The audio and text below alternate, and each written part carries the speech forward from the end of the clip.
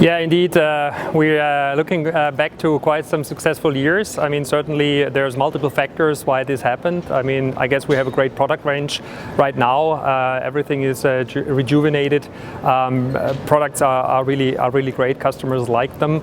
We have a great dealer network, and we keep on expanding the dealer network. I mean, just in the next few months, we're going to open up new stores in North Toronto, in Kelowna, and on the South Shore. And we have major relocations and renovations in Woodbridge, Porsche, as well as in Calgary.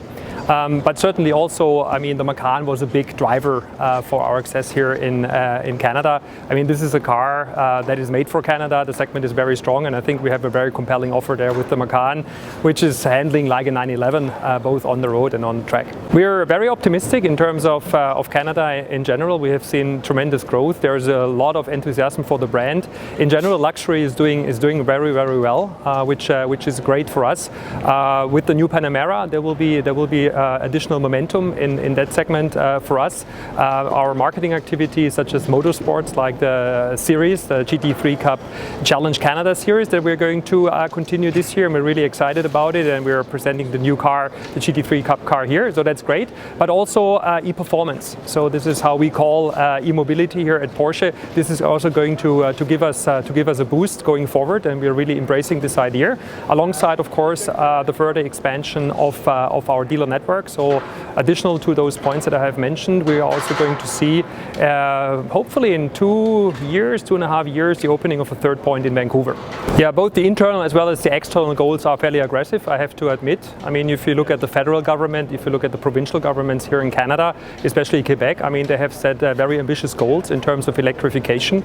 I mean, Quebec is about to embark into a ZEV mandate, which only exists in California and the adjacent states to that magnitude.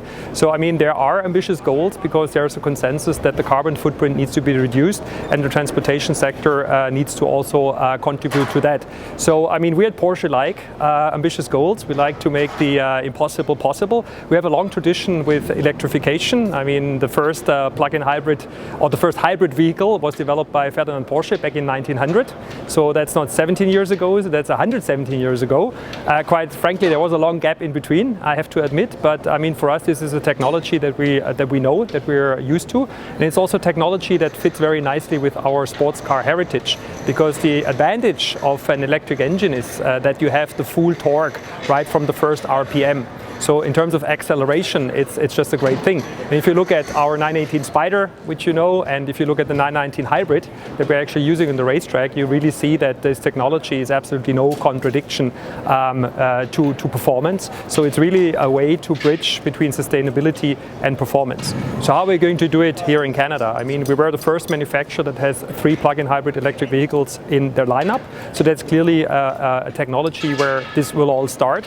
But the ultimate goal is to also have battery electric vehicles on the road, and we have already announced that we're going to produce and also bring to Canada the Mission E, which will be the first battery electric vehicle for the brand at all, and we are very convinced that this will be a big game changer also in Canada.